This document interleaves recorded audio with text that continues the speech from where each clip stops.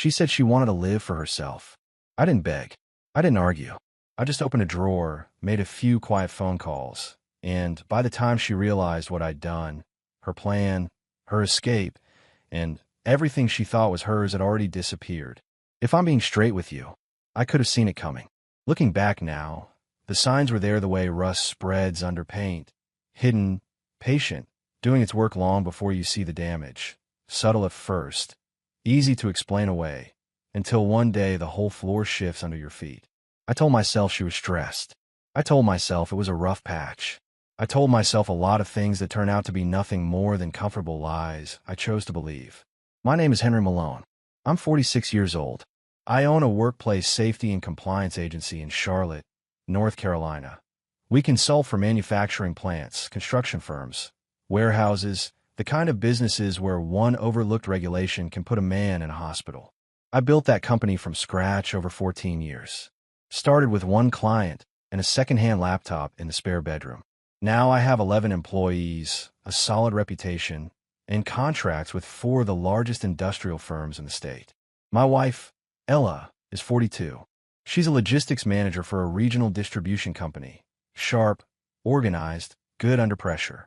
Or at least that's who she used to be when I was the one benefiting from those qualities. We have a son, Asher. He's 14, quiet in the way that smart kids get quiet when they're processing more than they let on. He plays chess at school, fixes old electronics for fun, and asks questions that sometimes stop me cold because they're too precise for a teenager. I love that kid more than I know how to say out loud. We've been married 17 years. We met when I was 29 and she was 25 at a conference in Raleigh of all places. She was funny, direct, and the kind of woman who made you feel like keeping up with her was a privilege. I proposed on a Tuesday because she always said she hated grand gestures. She laughed and said yes before I finished the sentence. That woman feels like someone I read about a long time ago. It started, or rather, I started noticing, on an ordinary Wednesday in October. I was cleaning out the kitchen junk drawer. You know the one.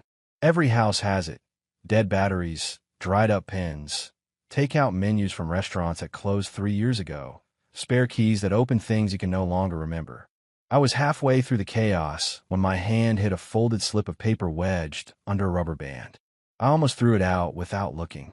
It was a receipt, printed from one of those upscale farm-to-table places downtown, the kind with exposed brick and a $40 entree. The date on it was a Friday, 3 weeks earlier.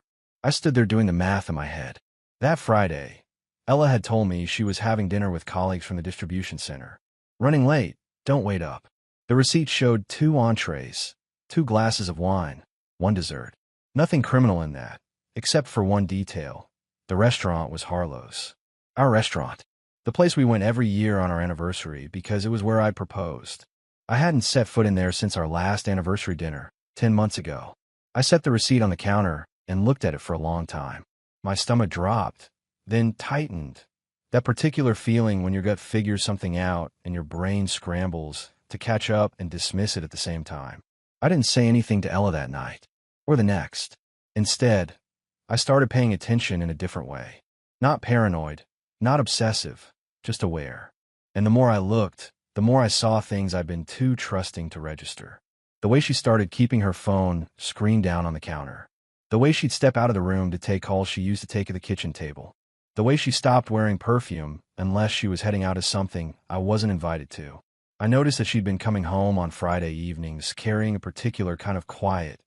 Not tired quiet, but the overly composed quiet of someone maintaining a performance. I noticed she started locking the bathroom door. She never used to lock doors. I told myself maybe I was reading into things. Maybe I was tired. Maybe this was just what 17 years looked like from the inside. But then there was that receipt, sitting in the junk drawer, waiting like it knew exactly what it was. I folded it back up and put it in my desk drawer instead. I didn't throw it away. Some part of me already knew I was going to need it. The weeks after I found that receipt were quiet in a way that felt wrong. Not peaceful. Loaded.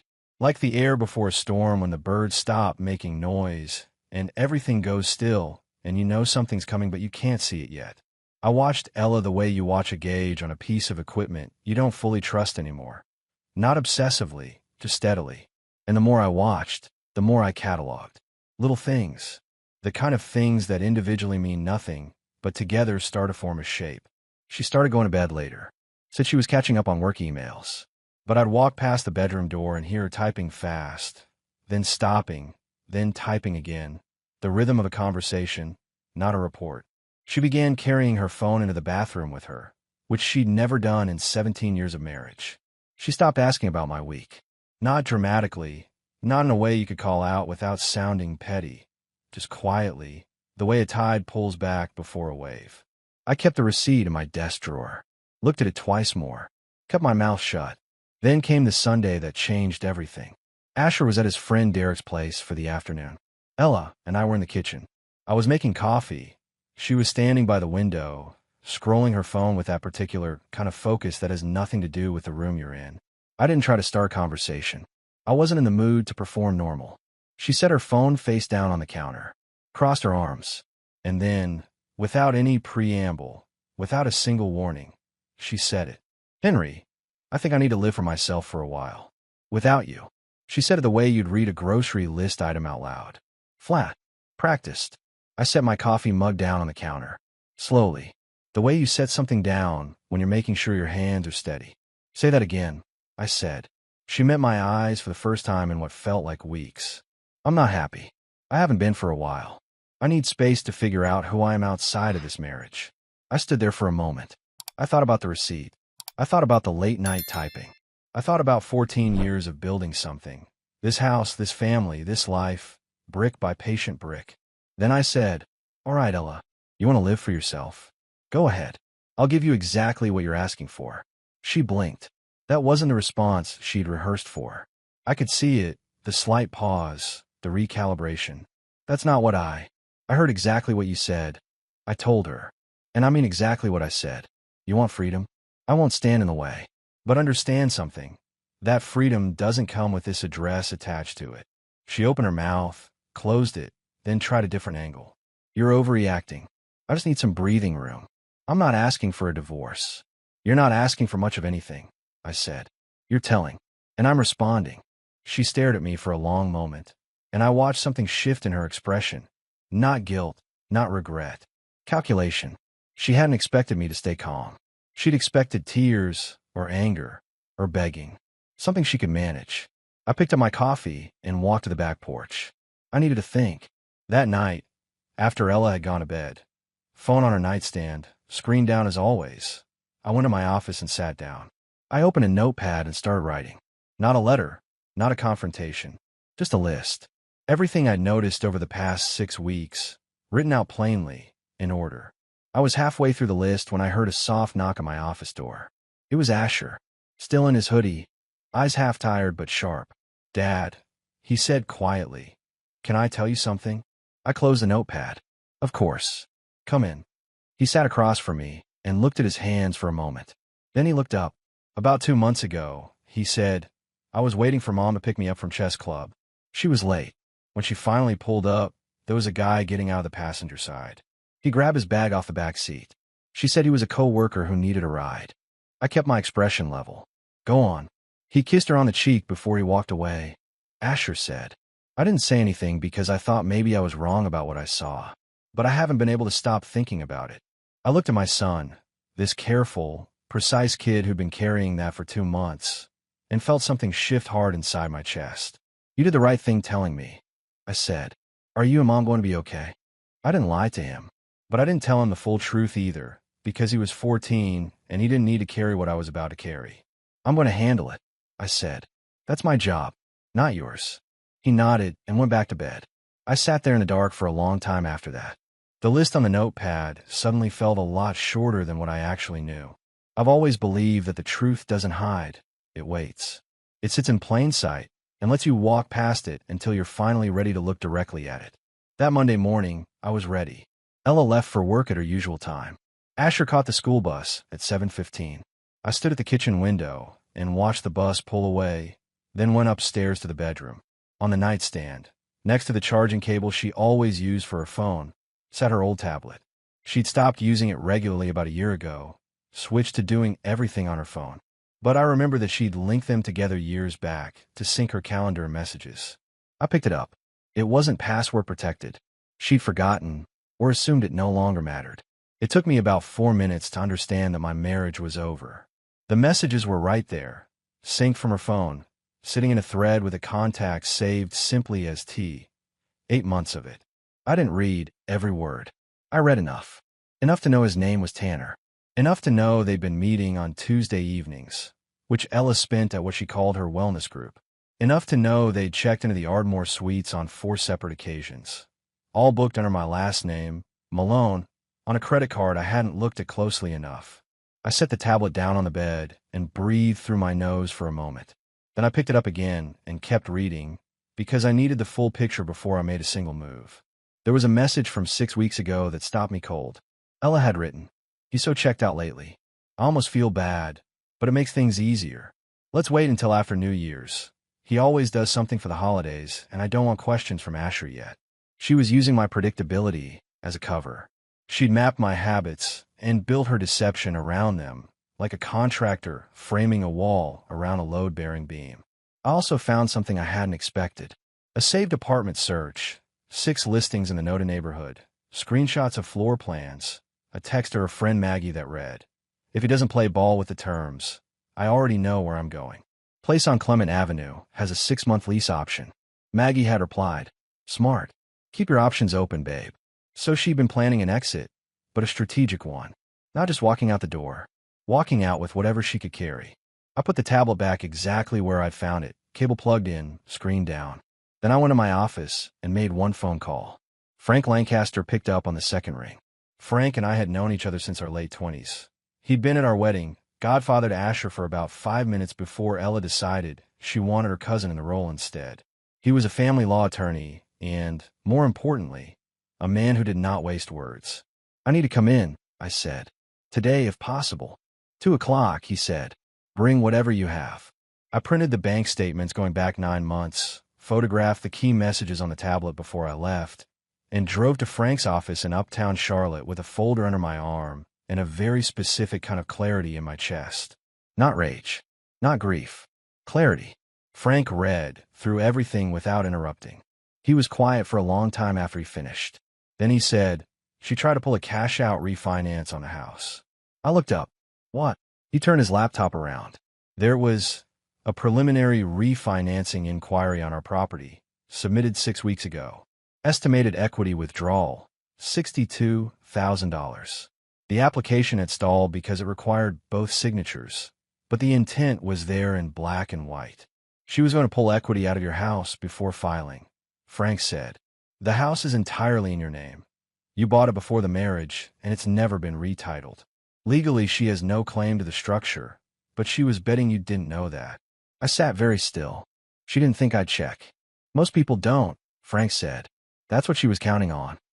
He leaned back and laced his fingers together. "Here's what we're going to do. We start moving your business assets into a separate LLC structure this week. Clean, legal, nothing she can challenge later. We document everything you show me, and we do all of it quietly, before she knows you've spoken to me." I nodded. She thinks I'm still standing in the kitchen, wondering what she meant. Frank almost smiled. "Good. Let her think it a little longer." I drove home that afternoon feeling like a man who had just discovered the full dimensions of the hole beneath his feet, and had also, in the same afternoon, started building the bridge. The next 10 days were the most disciplined of my life. I went to work. I came home. I cooked dinner on the nights it was my turn. I asked Asher about his chess matches and actually listened to the answers. I was present in every room of that house in a way I hadn't been in months. Not because things were good, but because I needed Ella to believe nothing had changed. She seemed relieved by my calm. I could see it in the way her shoulders dropped when she walked in and found me reading on the couch rather than waiting with questions. She mistook my stillness for surrender. That was her first mistake. Frank moved fast on the LLC restructuring. My safety and compliance agency, Malone Workplace Solutions, had 11 employees and 4 active industrial contracts worth a combined annual value of just over $900,000.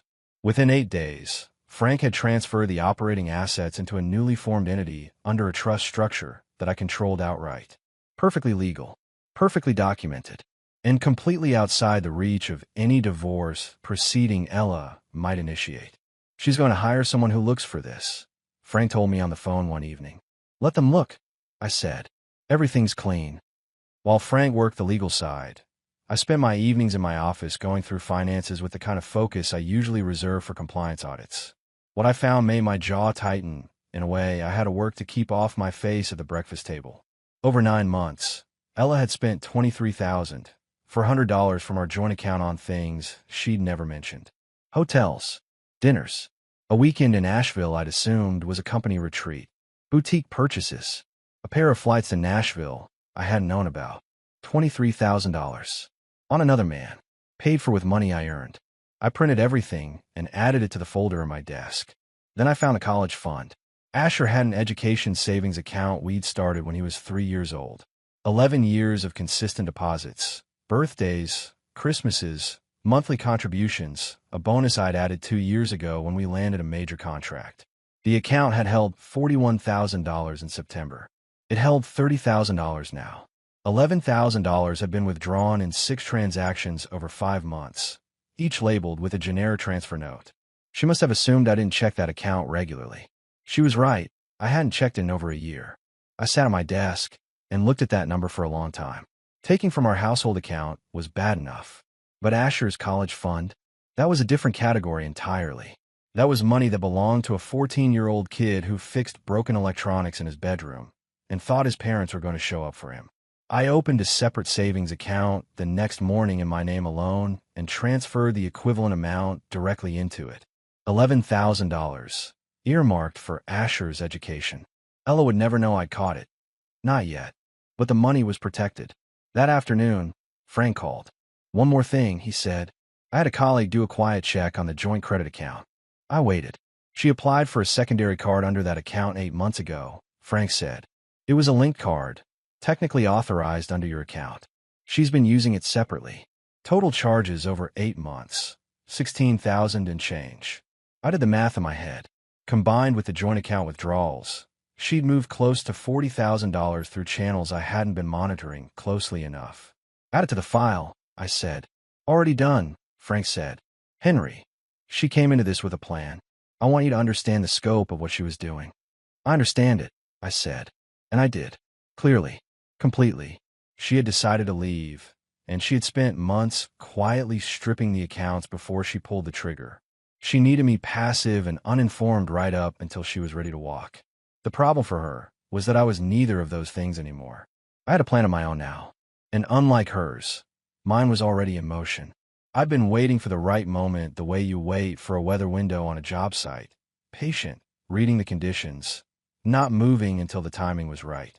That moment came on a Saturday morning, 2.5 weeks after I'd sat in Frank's office.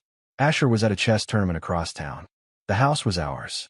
Ella came downstairs in her weekend clothes, poured coffee, and settled at the kitchen island with her phone. I sat across from her with my own cup and let the silence run for a minute. Then I set my mug down and said, I know about Tanner. She didn't drop her phone. She didn't gasp. Her hand simply stopped moving, hovering there above the counter, and the only sound was the refrigerator hum filling the space between us. She set the phone face down. Slowly. What did you say? Her voice was measured, but there was something underneath it, a tightening. I said, I know about Tanner. I repeated, the Ardmore Suites. The Tuesday evenings you spent at your so-called wellness group. The messages on your tablet, which you forgot was still synced. All of it, Ella. She was quiet for 3 full seconds. Then she shifted, and I watched her recalibrate in real time. You went through my things. I found your tablet on the nightstand, I said. You left it unlocked. That's an invasion of what? I asked, keeping my voice level. Of your privacy? You used our joint account to pay for his hotel rooms. You booked them under my name. Would you like to talk about invasions? Her jaw tightened. You're making this into something bigger than it is. Then tell me what size it actually is, I said. She pushed back from the counter and stood up, crossing her arms. I was unhappy, Henry. I told you I was unhappy. I told you I needed something more, and you just kept going to work and coming home and acting like everything was fine. So the solution was 8 months of lying. The solution was me trying to figure out what I needed, she said, her voice climbing. You were never present. You were always focused on the business, on contracts, on compliance reports. I was invisible in this marriage. I looked at her steadily. You weren't invisible, Ella. You were comfortable. There's a difference. Invisible women don't get new kitchens and vacations, and a husband who paid every bill for 17 years without complaint. She flinched just slightly. That's not fair.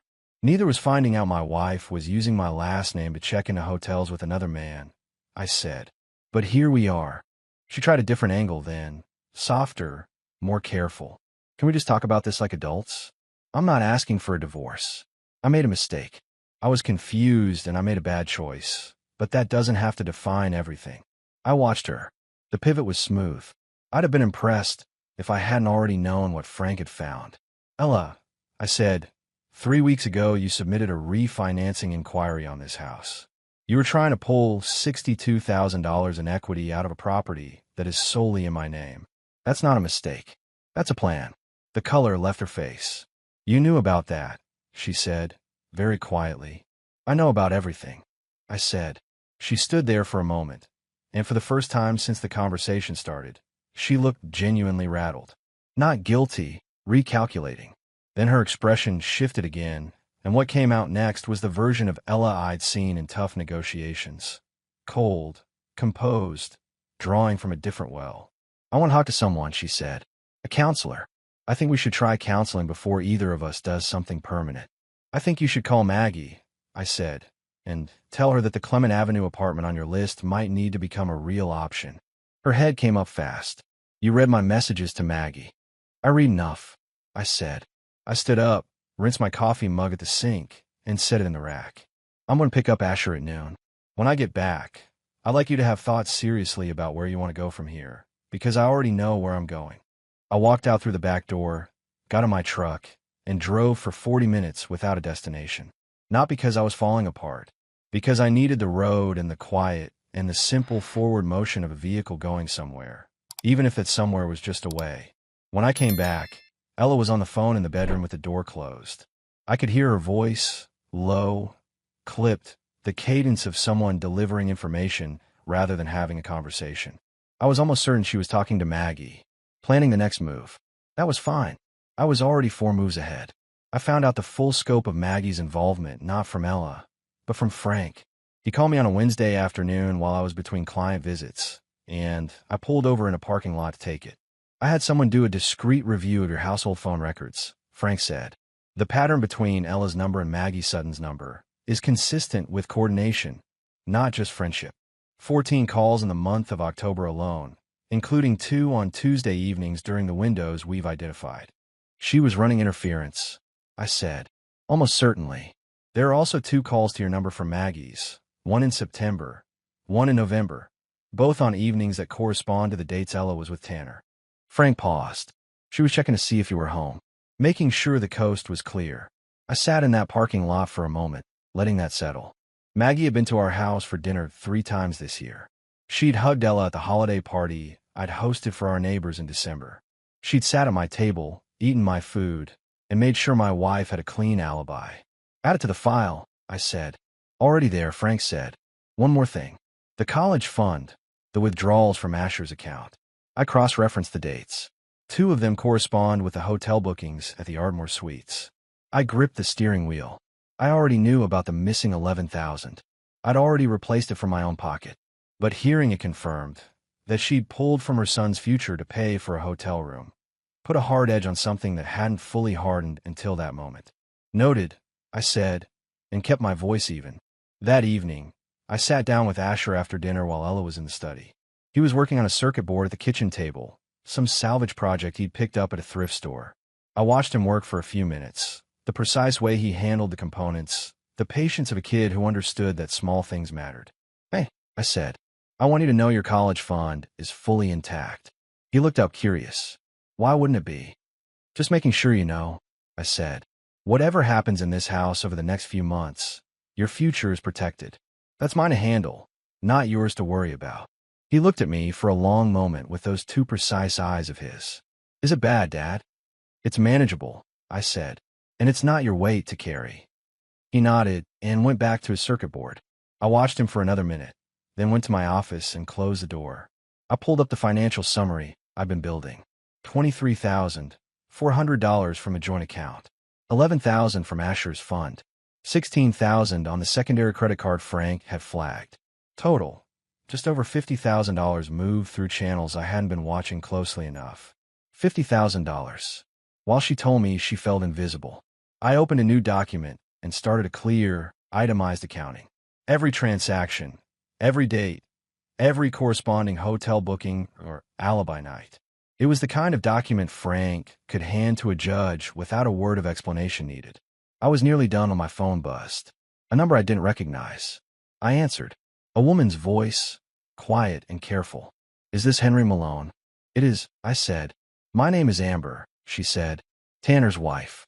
I think you know why I'm calling." I leaned back in my chair. I had sent Amber an anonymous message 4 days earlier. No signature, no drama, just the name of a hotel, a date, and a photo of a charge receipt I'd found on the tablet. Enough for a woman with open eyes to confirm what she needed to confirm. "I do," I said. "I'm sorry you're on the other end of this." Her voice stayed measured, but there was a thread of something underneath it. Not anger, just the tight control of someone holding themselves together carefully. He admitted it when I confronted him.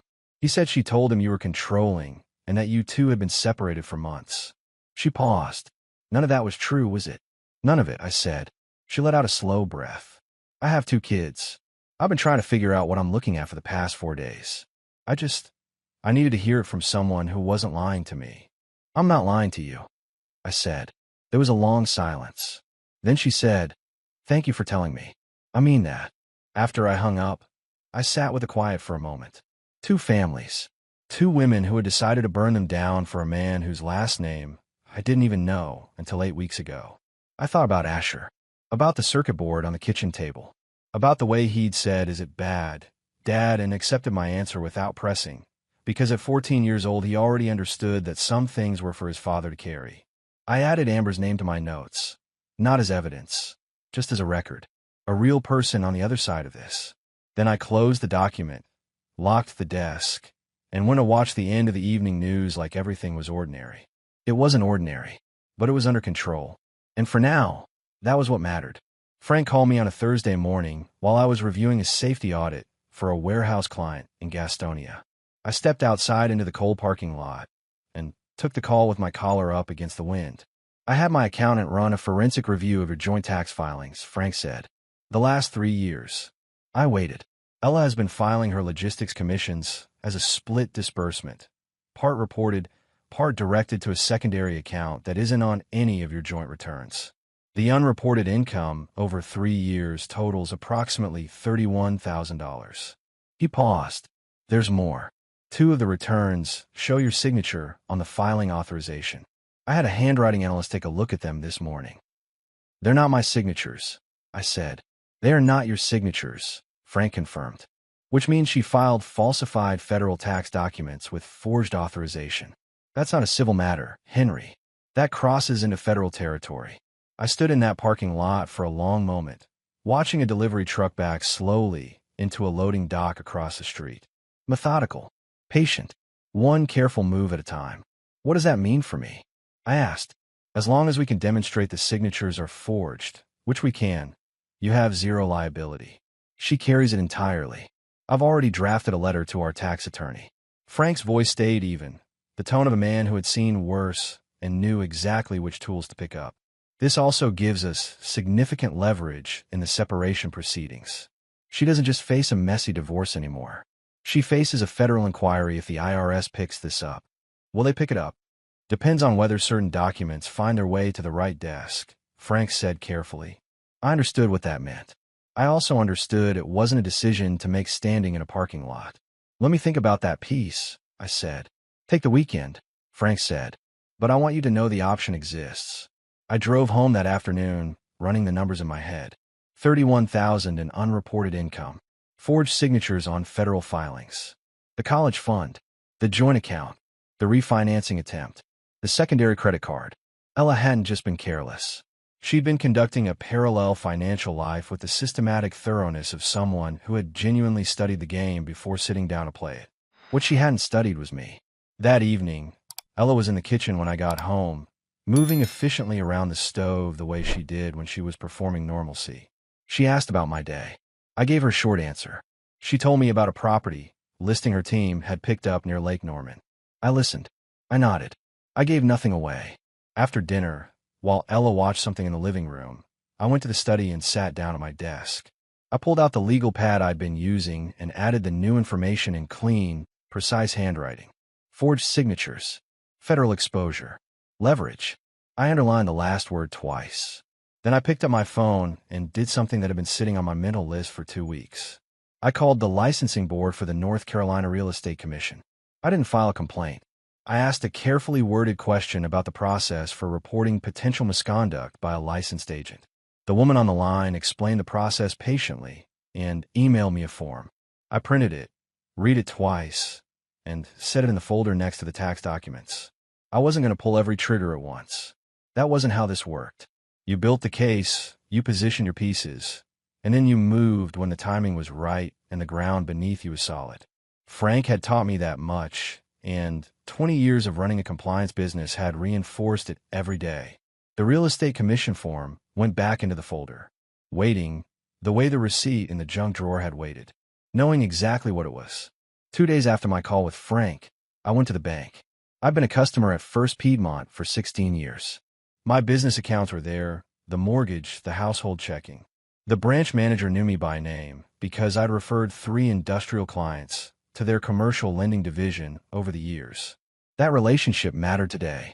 I sat down with the manager, a steady man named Gerald Holt, and walked him through what I needed. By the time I stood up 90 minutes later, the joint checking account had been frozen pending separation documentation. Ella's secondary card access had been revoked. The household savings had been moved to a new account in my name alone. The business operating accounts, already restructured under the LLC Frank had established, were untouchable. I drove home, sat in the truck in the driveway for about 3 minutes, then walked inside. Ella was at the kitchen counter with her laptop open, working on something. She looked up when I came in, read something in my expression, and closed the laptop slowly. I set an envelope on the counter between us. "What is that?" she asked. "Open it," I said. She did. Inside was a 4-page summary, clean, organized, the kind of document you hand to someone when you want them to understand exactly where they stand without any room for interpretation. Every account, every balance, every action I'd taken in the past 3 weeks, and why. At the bottom, Frank's letterhead and contact information. Ella read it standing up. I watched her go through it page by page, and I watched the color change in her face as she moved from page 1 to page 2 to 3. When she finished, she set it on the counter and looked at me. "You froze everything," she said. "I protected what's mine," I said. "There's a difference." She shook her head slowly. "Henry, you can't just—" "The joint account is frozen," I said. "Your secondary card is canceled. The savings have been separated. The business assets were restructured 2 weeks ago." I kept my voice measured. "You told me you wanted to live for yourself. I'm making sure you have the space to do exactly that, just not on a foundation I built and paid for." Her expression shifted through several things in quick succession. Shock, then calculation, then something that landed close to desperation. "You're doing this to punish me." "I'm doing this because you tried to pull $62,000 out of this house before I could respond," I said. "I'm doing this because you forged my signature on 3 years of tax filings. I'm doing this because you spent $50,000 of our household money over 9 months and put the last of Asher's college fund toward hotel rooms." I let that sit. "This isn't punishment, Ella. This is consequence. Those are different things." She went very still. "The college fund," she said, barely above a whisper. "I've already replaced every dollar," I said. "Asher will never know. But I know. And Frank knows. And it's all documented." She reached for the counter behind her like she needed it for balance. For the first time in this entire process, I saw something real move through her face. Not strategy, not calculation, but the particular kind of shame that arrives when someone finally understands the full accounting of what they've done. "I didn't think you'd actually do this," she said. "I know," I said. "That was your miscalculation." She picked up the envelope and held it without looking at it. "What happens now?" "Frank will be in touch with whoever you hire," I said. "In the meantime, you're welcome to stay in the house while the formal separation is processed. But I'd suggest you call Maggie and have a real conversation about your options, because the Clement Avenue apartment is going to start looking like a reasonable choice very soon. She looked up at the mention of Maggie. A flash of something. Anger, maybe, or the realization that I knew more than she'd ever imagined. Then it passed, and what was left was a kind of exhaustion. She walked out of the kitchen without another word, went upstairs, and closed the bedroom door. I stood at the counter for a moment, then picked up my phone and texted Frank a single word, done. His reply came back in under a minute. Good. Next step Monday. I poured a glass of water, drank it slowly, and went to check on Asher. He was in his room, headphones on, bent over his circuit board with a soldering iron. I knocked on the doorframe. He pulled one side of the headphones off and looked at me. Everything okay? He asked. Getting there, I said. You eat dinner? Made a sandwich, he said. Good kid, I said. He put the headphones back on. I stood in his doorway for another few seconds, watching him work, precise, patient, completely absorbed in the thing in front of him. Then I walked back downstairs and started thinking about what came next. The formal separation filing hit on a Monday morning in February. Frank hand-delivered the documents to Ella's attorney, a woman named Diane Pruitt who Frank described as capable but unprepared for what was in the package. I wasn't there for that meeting. I was at a client site in Concord running a compliance walkthrough for a new warehouse operation, doing the work that had built everything Ella had tried to take. Frank called me at noon. Her attorney read the full summary. He said, the tax documents, the forged signatures, the college fund withdrawals matched to hotel dates. Diane asked for 2 days to advise her client. Give her 2 days, I said. Already did, Frank said. One more thing. The IRS inquiry. I had our tax attorney submit the corrected filings with a cover letter documenting the forged signatures. That's in motion now, separately from the divorce proceedings. Good, I said. I finished the site walkthrough, drove home, and found Ella in the living room with 2 suitcases standing near the door. She was sitting on the arm of the couch, her coat on, phone in her hand. She looked like someone who had finally made a decision after months of pretending she hadn't already made it. I'm going to stay with Maggie for a while, she said. I nodded. All right. She stood up. She looked around the room. The furniture we'd picked out together, the framed photos on the wall, the life we'd assembled over 17 years. And something moved through her expression that I couldn't fully read. Regret, maybe, or just inventory. I want Asher to be able to see me, she said. Asher makes his own choices, I said. I'm not going to put that on him. He can see you whenever he wants. But you'll need to have that conversation with him yourself. She picked up her bag. At the door she paused and looked back at me. I really did love you, she said. I lost track of it somewhere. I looked at her steadily. You didn't lose track of it, Ella. You decided something else was worth more. Those are different things. I hope it was worth what it cost. She walked out. I heard her car start and pull out of the driveway. Then the street was quiet. I stood in the living room for a moment, then went upstairs to Asher's room. He was sitting on his bed with his chessboard set up in front of him, running through a game replay from his last tournament. He looked up when I came in. She left, he said. It wasn't a question. Yeah, I said. He looked at the board for a moment. She called me this afternoon. Asked if I wanted to talk. What did you say? I said not yet, he said. I said I needed some time. I sat down across from him, on the edge of the desk chair. That was a fair answer. Dad, he said, looking up. You didn't have to protect me from all of it. I'm not little. I know you're not, I said. But some of it wasn't yours to carry. That's not the same as keeping you in the dark. It's just knowing which weight belongs to who. He thought about that. Then he nodded slowly, with the particular gravity of a 14-year-old who is going to be an extraordinary adult. Okay, he said. I can work with that. I left him to his chessboard and went downstairs. The house was quieter than it had been in months, but it wasn't the heavy, loaded quiet of before. This was different. This was the quiet of something that had finally been resolved. Frank called again at 7. Diane Pruitt contacted me. Her client wants to discuss a settlement. No contest on the asset division. The house, the business, the accounts. She's asking for monthly support payments and shared custody of Asher. The support number? I asked. Frank gave it to me. It was reasonable. More than reasonable, actually. Lower than what I'd expected, given the posturing. Diane told her client about the IRS filing. Frank said, I think that clarified her priorities considerably. Tell Diane we can work with a number, I said. On the custody, whatever Asher decides he wants, that's what we'll document. He's 14. He knows his own mind. Frank said he'd have the response ready by Thursday. I thanked him, hung up, and poured myself a bourbon, the good bottle I kept in the cabinet above the refrigerator that I almost never opened. I took it to the back porch and sat in the February cold for a while, looking out the yard I'd landscaped myself 3 summers ago. Tanner, I'd since learned through Frank's research, had quietly separated from Amber and moved into a rental on the south side of Charlotte. His fitness studio had lost 2 major corporate wellness contracts. Word traveled in those circles, apparently. I hadn't engineered any of that. It had simply been the natural gravity of choices pulling everything toward its proper weight. I thought about what Asher had said. You didn't have to protect me from all of it. He was right, but I'd do it the same way again.